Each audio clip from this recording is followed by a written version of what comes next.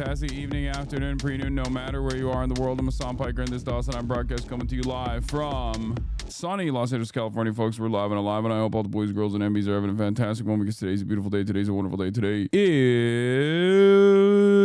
Newsday Tuesday, ladies and gentlemen. Ladies and gentlemen, Newsday Tuesday. That's right. This is part of the broadcast where I tell you about my personal news about what's going on in the world of HasanAbi Piker in between the time period where I press the stop streaming button and press the start streaming button. So help me God.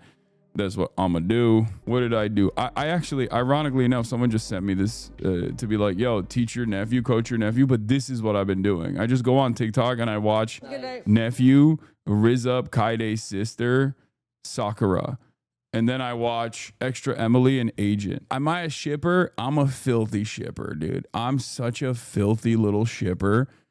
It's disgusting. It's extra weird because, like, I know these people. You know what I mean? Like, I'm in the social circles. As a 33-year-old man, I would rather watch from afar than know what the truth is as well. I know, it's messed up. Good night. I'll see you soon. Oh yeah, I'll see you soon. Love you. Whoa. That was crazy. That was crazy. That's a crazy thing to say and do, for the record. The fuck are we doing? Nephew, what are you doing? Over Minecraft, dude? First E-date, playing Valorant, and then playing Minecraft, and then you just hit that? Farming clips this generation? Yeah. It's funny because some of you guys also do that for me, but with like protest footage, clip farming. That's what I need to do. I need to go to the protest and clip farm. You know what I mean? Let me see if I can find it. Someone was like, Unk is aura farming. It helps, at least in my experience. The mace and the tear gas, it adds a different flavor profile to the citrus Zin. W Aura Farm, W advice. Not a troll, please. Any leftist Discord recommendations? Discord recommendations? Here's a recommendation. Stay the fuck away from Discord. I was gonna say, like, go join community organizing, like any sort of like real, like go join your DSA or your local PSL chapter or something. But like, honestly, even anything else, anything but this. Okay, what is this? Oh, I need a Discord recommendation. Live in the real world, chatter. Do not do this. I'm not going outside. Nice try, liberal. You know, that's what I've been doing. Also, shouts out to Tony K Films for the incredible photos that he took. I haven't even posted them yet, but there's hella photos that he took where I'm aura farming. You guys see the Garp Kuzan Dap meme?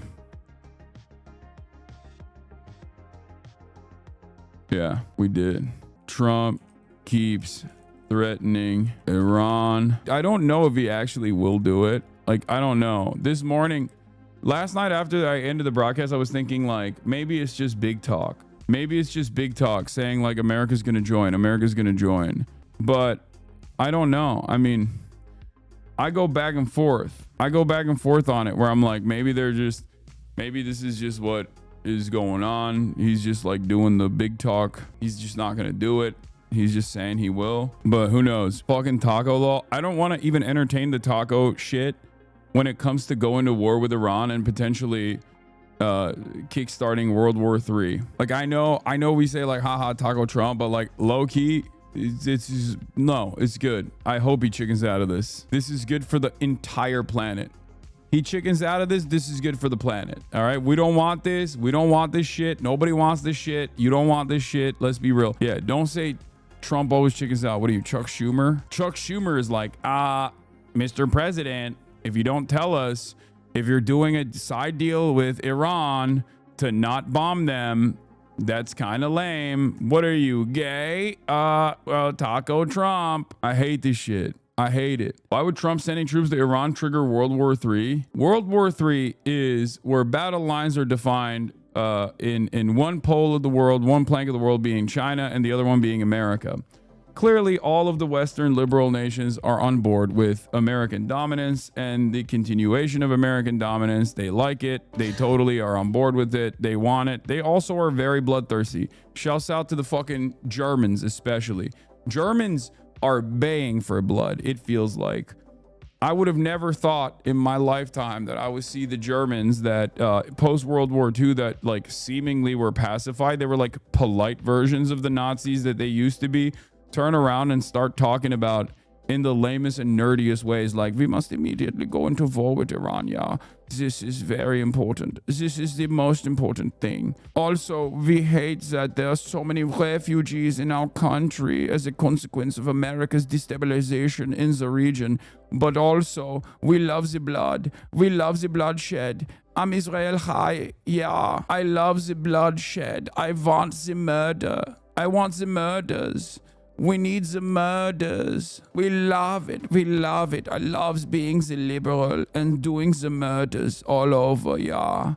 Oh, meine Industrie. Friedrich Merz said Israel is doing the dirty work for the West in an interview today. No, I know. That's what I'm referencing. Yeah, Israel is doing the dirty work for the West. It's defending the West. Yeah, it's crazy. It's like, bro, know your fucking place. Like, it hasn't even been 100 years since you did the fucking Holocaust, man. Why are you so excited to do Holocaust 2? I mean, you already are watching a Holocaust 2 unfold and you're defending it, but you also like directly want your hands to be bloodied. Right now it's indirectly bloodied, but you're like, I want the hands to have the more blood. I love it. That's where out of the world. But the reason why it's going to turn into World War III is because, again, Iran is a deeply important strategic asset, both for oil and energy production for China, but also a stabilizing force in the region for Chinese interests, as opposed to the rest of the region that is completely dominated and servile to American interests. I don't think that China wants Iran to fall by the wayside and turn into another like Syria situation, right? Because what happened to Syria and how Syria falling was consequential for Iran, and Iran falling would be consequential for China. This is why I think it's like a World War III style situation. MSM really isn't talking about the potential for China's involvement because China is the most restrained and the most like cold, calculated, pragmatic country out there to a fault. They got crazy weapons too. They got good tech, crazy weapons. Time to defend your assets. You know what I mean? That's what I think. But in any case, Donald Trump has been going fucking nutty mode, talking big shit on the timeline. And that's obviously what we're going to start off with today, because that's just the way politics runs nowadays. As you know, yesterday, he urged the evacuation of Tehran, which is an incredibly large city. I believe it's like, by some estimates, people say like there's like 12 million people. Some people say even more.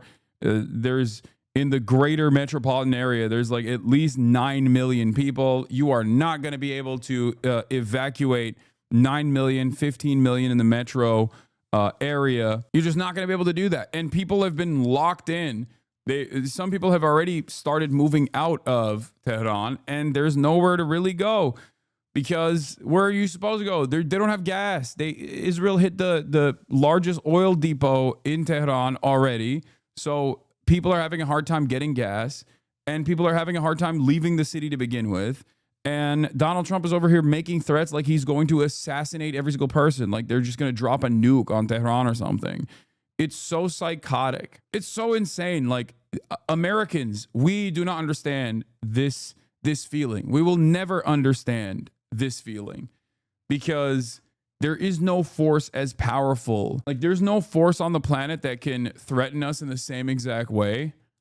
Not even China cannot, at least right now, cannot threaten us in the exact same way, where they've like designed the entire rules of warfare and international rules and law and order to suit their purpose, and can strike and do genocidal things with impunity. Like there's no comparison.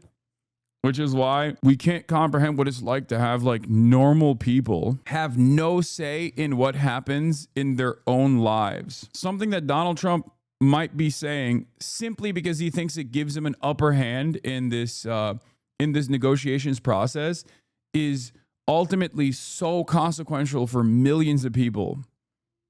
It's terrifying. I hope you guys can maybe close your eyes for a brief moment and recognize the humanity of the Iranian people and recognize how devastating this kind of statement is without simply talking about how big, bold, and brave and beautiful our big, beautiful president is. Because like a lot of Americans are so callous in their indifference to dignity, to the dignity of human life when it's overseas, when it's supposedly a civilian population of a foreign adversary. All Iran had to do was not build nukes, though. Not justifying this, but their government isn't innocent either. You're a fucking idiot. First of all, Iran hasn't built nukes. They should have built nukes. They literally should have built nukes, because if Iran had built nukes, Donald Trump couldn't say, Tehran, clear out.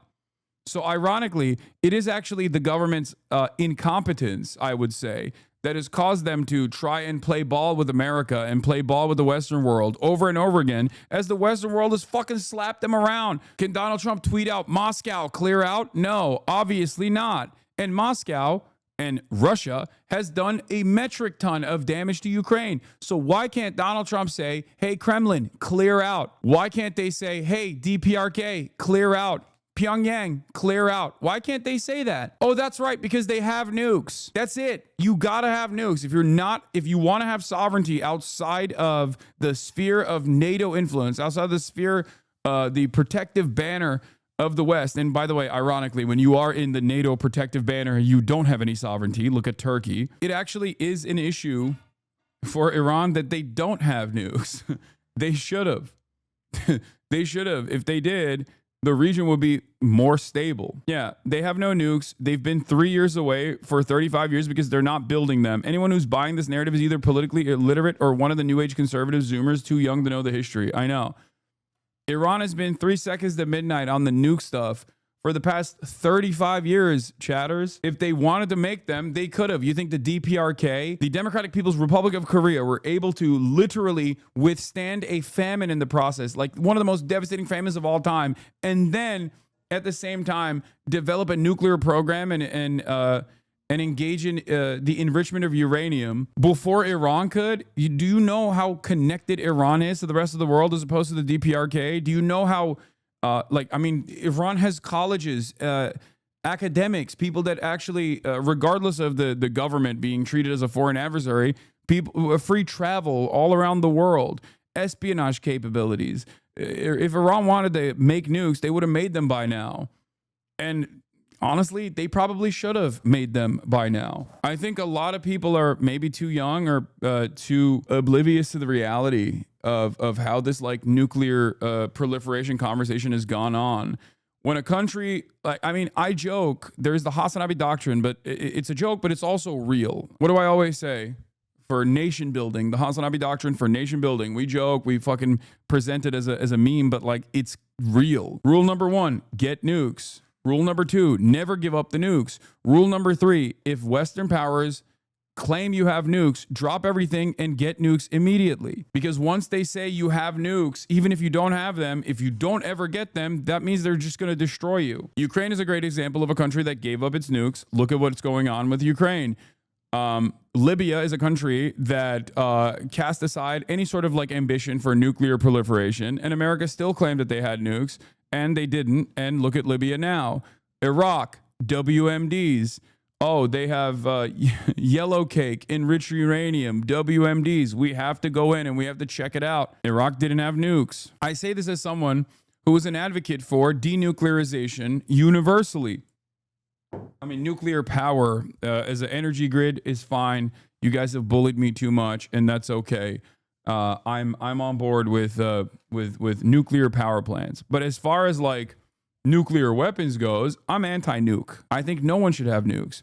But as long as nuclear proliferation continues and the West basically bullies every country that doesn't have nukes, without any sort of scrutiny, without any sort of pushback whatsoever, you need nukes.